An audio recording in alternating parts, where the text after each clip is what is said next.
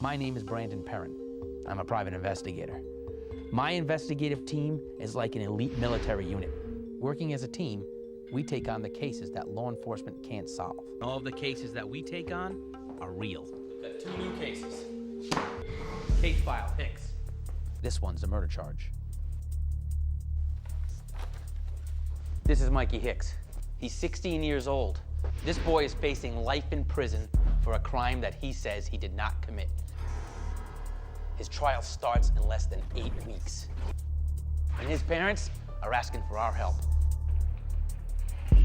Here's our second case, Carmichael. This is a missing kids case.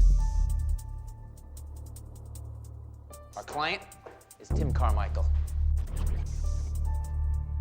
His 2 children have been abducted by his ex-wife, Lori Carmichael, 28 years old. She's got 3 warrants for her arrest. Here's who we're looking for. Dahlia Carmichael, age 7, and Gabriel Carmichael, 4 years old, goes by Gabe. The kids were last seen with Lori in Chattanooga, Tennessee. These kids have been gone 283 days. You guys are here for one reason. You're hunters, and she's our prey, and we're gonna hunt her down on her own territory. Let's bring these kids home. In a case like this, going undercover may be the only way we're going to get information that we need. Everybody's got their briefing document, correct? Yep. Tonight, we're going to be going to our first insertion for the undercover operation, okay? I want to go through this by the numbers. Red team, Amy and Monica, you guys are all set. And then surveillance and security, Brad, Darren, and Mark. Basically, target address is going to be a bar called the Watering Hole. This place is run by Mary. Mary was a best friend, confidant, and former employer of Lori, our prime target, the mother who's taking the children, okay? Now, let me tell you what's going on here, what the thing about tonight is. The bomb's being dropped, okay? We have a $10,000 reward out. There's a reward poster. The father, he's going into the bar, and he's gonna start handing out the posters, posting it on the wall. It's gonna create a buzz. I want you guys already in there when the buzz starts. I want you to play drunk and loose, and you got it. Work them. If you see a stir over any people over, if they're talking about the posters, I want you to get close to hear what they're saying. If anybody's trying to make a call because they want to warn Lori in any respect, or someone who knows Lori, I want you to make note someone's making a call. You're all pros, you know what to do. If it gets stupid in there, get out. Case file, Hicks. This is Mikey Hicks. He's 16 years old.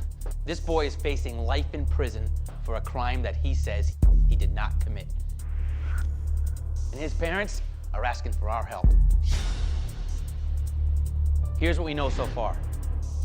5 teenagers have been arrested in the murder of a Fort Pierce man. They are facing homicide and robbery charges in connection with the beating death of Julio Pastor. Pastor was found dead near the intersection of Okeechobee Road and South 27th Street in Fort Pierce a week ago. According to police reports, Julio Pastor was riding his bicycle home one night when he was attacked and brutally beaten to death.